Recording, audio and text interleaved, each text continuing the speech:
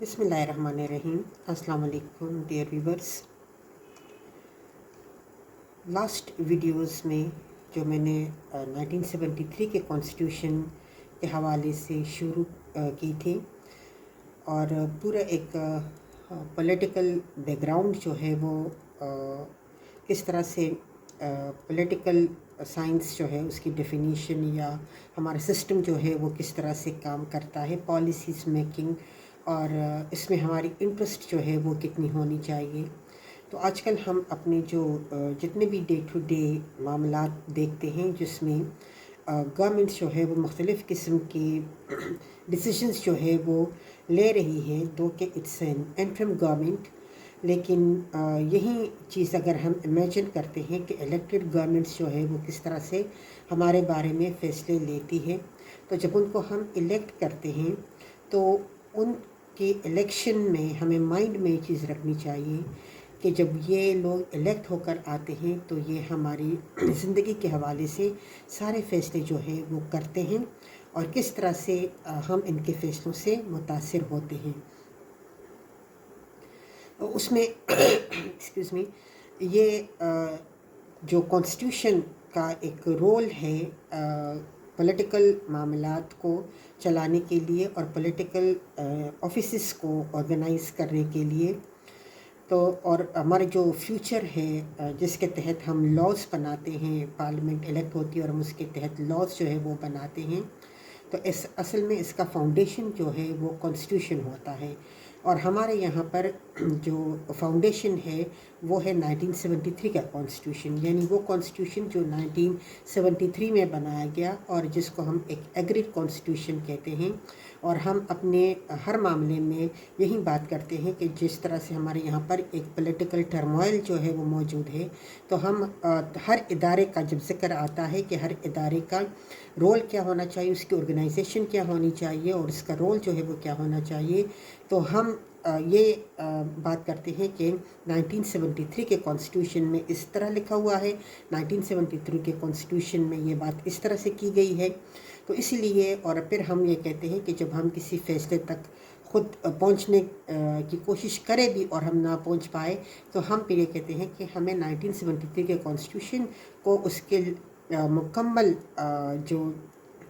Clauses और article से उसके साथ इम्प्लीमेंट करना चाहिए। इसी में कौमों की तरक्की होती है कॉन्स्टिट्यूशन को फॉलो करने में, और इसी में हमारी तरक्की है कि हमारे इदारों के दरमियान टकराव जो है वो ना होने की लिए ज़रूरी है कि हम कॉन्स्टिट्यूशन को फॉलो करें। बिकॉज जो 1973 का कॉन्स्टिट्यूशन है उसमें सारी चीज़ें जो है वो बहुत वजाहत के साथ तय की गई है, लेकिन फिर भी वक्त के साथ साथ जो है वो कुछ चीज़ें चेंज होने की उनको ज़रूरत होती है। तो ये चेंज जब कॉन्स्टिट्यूशन के आर्टिकल्स या क्लॉजेस में करनी हो तो उसका बाकायदा एक तरीक़ेकार होता है और उसी तरीक़ेकार के तहत जो है वो अमेंडमेंट्स की जाती है। अब हम देखें कि 1973 यानी वो कॉन्स्टिट्यूशन जो 1973 में बना और उसके बाद ये 2023 है और हम अभी तक उस कॉन्स्टिट्यूशन की बात जो है वो करते हैं। तो उस कॉन्स्टिट्यूशन को वक्त के तकाज़ों के साथ साथ चेंज भी किया गया है, उसमें कुछ चेंजेस जो है वो भी की गई है और वो चेंजेस जो है वो कॉन्स्टिट्यूशन का हिस्सा है। तो जिस तरह से कॉन्स्टिट्यूशन को हम फॉलो करते हैं या सुप्रीम कोर्ट या इदारे जो है वो उसको फॉलो करते हैं, उसी तरह से ये जो डिसीजंस है ये इसी तरह से फॉलो किए जाते हैं। बिकॉज ये कॉन्स्टिट्यूशन में अमेंडमेंट एक पूरा प्रोसेस जो है उसको तय करने के बाद कॉन्स्टिट्यूशन में चेंजेस जो है ये हुई होती है। तो उसमें कुछ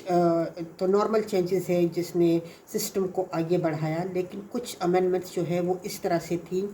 कि जिसने सिस्टम को ब्लॉक कर दिया, यानी जिसने पाकिस्तान के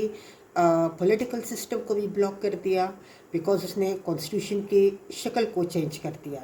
जो हमारे कॉन्स्टिट्यूशन है पार्लियामेंट्री फॉर्म ऑफ गवर्नमेंट का, तो उसको बिल्कुल डिस्टर्ब कर दिया। और उसके बाद इसके हवाले से जितने भी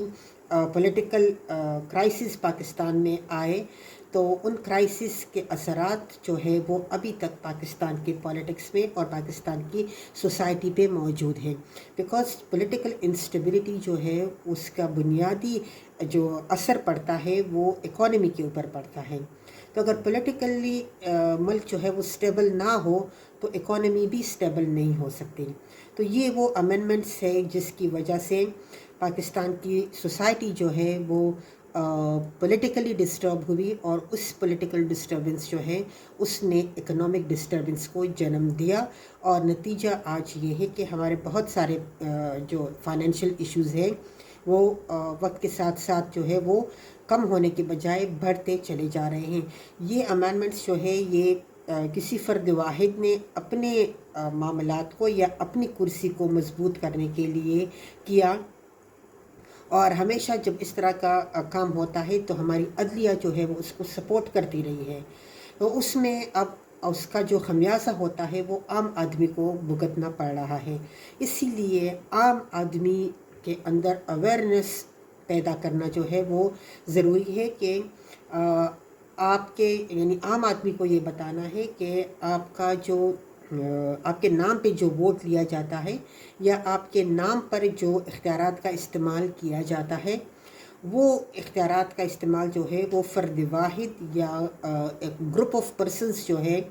وہ اپنی ذات کے لیے استعمال کرتا ہے، اور اس کا نقصان جو ہے وہ in the short run and in the long run عوام کو ہی بھگتنا ہوتا ہے. جیسے آج کل ہمارے یہاں پر لوگ جو ہے وہ فائنینشیل کرائسس کی صورت میں ان ساری چیزوں کو بھگت رہے ہیں.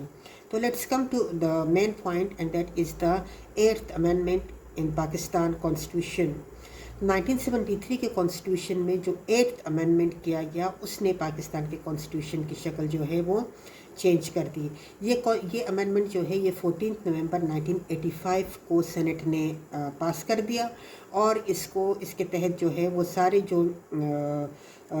RCO تھے یعنی ریوائول آف کانسٹیٹیوشنل آرڈر جو جنرل ضیاء نے بنایا تھا، بیکاز جنرل ضیاء جو ہے اس وقت chief of martial law administrator تھے، اور پیپلز پارٹی کی گورنمنٹ کو اس نے ڈیزالو کر کے حکومت جو ہے وہ ٹیک اوور کی تھی. تو اس حساب سے ہم دیکھیں تو یہ 8th امینڈمنٹ جو ہے یہ جنرل ضیاء نے کانسٹیٹیوشن میں کیا تھا. اس 8th امینڈمنٹ کے تحت جو ہے وہ تمام جو ہمارے سسٹمز ہیں اس کو چینج کیا گیا، اور بہت سارے قوانین جو ہے وہ چینج کیے گئے. یعنی اس میں پرائم منسٹر کے اختیارات کو ٹوٹلی ختم کر دیا گیا، یا اس کو پرائم منسٹر کو جو الیکٹڈ ریپرزنٹیٹیو ہے، پریزیڈنٹ جو ہے وہ ہی از اے نان الیکٹڈ پرسن، وہ عام آدمی کا الیکٹڈ پرسن نہیں ہے. وہ صوبائی اسمبلیاں یا جو اس وقت اوریجنل کانسٹیٹیوشن میں یہ تھا کہ صرف پارلیمنٹ جو ہے، پارلیمنٹ کے دونوں ایوان ووٹ کریں گے for the election of president. لیکن پھر اسی امینڈمنٹ کے تحت صوبائی اسمبلیوں کو بھی پریزیڈنٹ کے الیکشن میں پارٹی جو ہے وہ بنا دیا گیا. یعنی اب جو ہے وہ صوبائی اسمبلیاں بھی، اسمبلیوں کی میں بات کر رہی ہوں، عام صوبائی یعنی لوگوں کی میں بات نہیں کر رہی ہوں، صوبائی اسمبلی کے جو ریپرزنٹیٹیوز ہیں وہ بھی پریزیڈنٹ کے لیے ووٹ کرتے ہیں، پریزیڈنٹ آف پاکستان کے لیے. تو اس میں جو ہے وہ پریزیڈنٹ کی حیثیت بہرحال ایک نان الیکٹڈ پرسن کی ہے جو ڈائریکٹلی الیکٹ نہیں ہوتا، لیکن پرائم منسٹر جو ہے وہ ڈائریکٹلی الیکٹڈ پرسن ہوتا ہے، جس کو عام آدمی جو ہے وہ ووٹ کرتا ہے، 1 مین 1 ووٹ کے ذریعے سے وہ الیکٹ ہو کر آتا ہے، اور پاپولرلی الیکٹڈ پرسن ہوتا ہے. اسی لیے پارلیمنٹری فارم آف گورنمنٹ کی جو سچویشن ہے وہ اسی طرح بنتی ہے کہ all powers are vested in the hands of the prime minister. لیکن یہاں پر اس 8th امینڈمنٹ کے تحت جو ہے وہ تمام اختیارات کا جو اسکیل تھا اس کو ڈسٹرب کیا گیا، اور یہ اس کے لیے کہا گیا کہ چونکہ پریزیڈنٹ کا عہدہ جو ہے وہ بھی بہت اہم عہدہ ہوتا ہے اور بڑا رسپیکٹیبل عہدہ ہوتا ہے، اسی لیے اس کو اسی طرح سے پاور لیس کرنا جو ہے وہ ٹھیک نہیں ہے. بیکاز اگر پریزیڈنٹ جو ہے وہ پاور لیس ہوتا ہے تو کسی بھی کرائسس کی صورت میں جب پرائم منسٹر کے خلاف ووٹ آف نو کانفیڈنس آ جاتا ہے یا اسمبلیاں وقت سے پہلے ڈیزولو ہو جاتی ہے तो सिचुएशन को प्रेसिडेंट हैंडल करता है। इसीलिए प्रेसिडेंट के पास भी पावर होने चाहिए। अगर प्रेसिडेंट इसी तरह से पावरलेस रहा, ये वो माइंडसेट है जिसने 8th अमेंडमेंट को इंट्रोड्यूस करवाया और उसके जो इंटेंशंस उसने बयान किए अवाम के सामने वो यही थे कि अगर प्रेसिडेंट पावरलेस रहा और प्राइम मिनिस्टर या असम्बली वक्त से पहले डिसॉल्व की गई तो प्रेसिडेंट के पास पावर नहीं होता कि वो उस एंट्रम पीरियड को हैंडल कर सके till the organisation of fresh national assembly. तो इसीलिए उसके पास पावर होनी चाहिए। और फिर नतीजा जो है वो क्या निकलता है कि मार्शल लॉ जो है वो मुल्क में लग जाता है। तो मार्शल लॉ का रास्ता रोकने के लिए उन्होंने कहा कि हम ये करते हैं कि प्रेसिडेंट को भी पावरफुल बना देते हैं, इसी तरह से प्राइम मिनिस्टर और प्रेसिडेंट के इख्तियारात में एक बैलेंस जो है वो कायम हो जाएगा। और किसी भी सूरत में अगर असम्बली वक्त से पहले डिसॉल्व होती है या प्राइम मिनिस्टर को हटा दिया जाता है तो प्रेसिडेंट के पास पावर होंगे।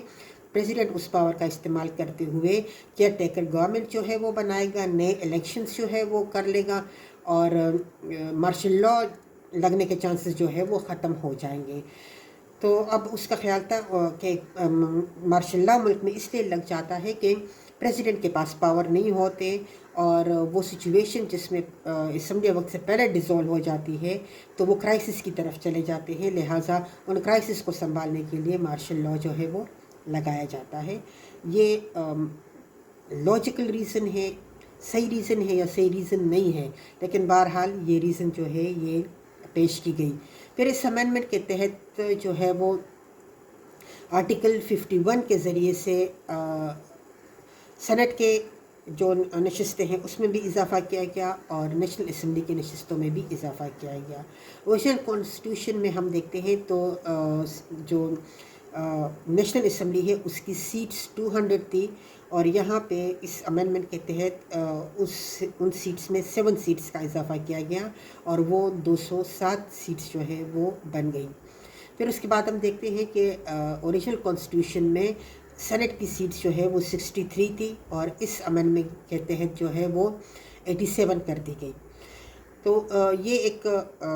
काम जो है वो उसमें मेरे ख्याल में पॉजिटिव हो गया, because with increase of population number of representatives जो है वो इंक्रीज़ होने चाहिए। लेकिन फिर इस अमेंडमेंट ने सबसे जो बुनियादी काम किया वो आर्टिकल 58 2B का था।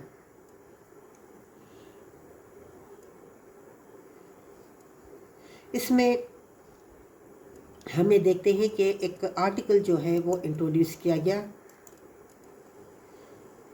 और उस आर्टिकल के तहत जो है वो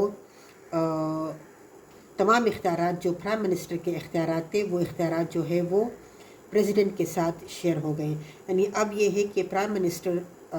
अपने जो भी डिसीजंस होते हैं जो कैबिनेट में डिस्कस करते हैं तो उनको पहले से प्रेसिडेंट को इन्फॉर्म करेगा अपने तमाम मीटिंग से भी और उस डिसीजन से भी जो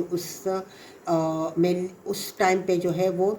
उस मीटिंग में लिए जाते हैं। फिर इसके अलावा जो है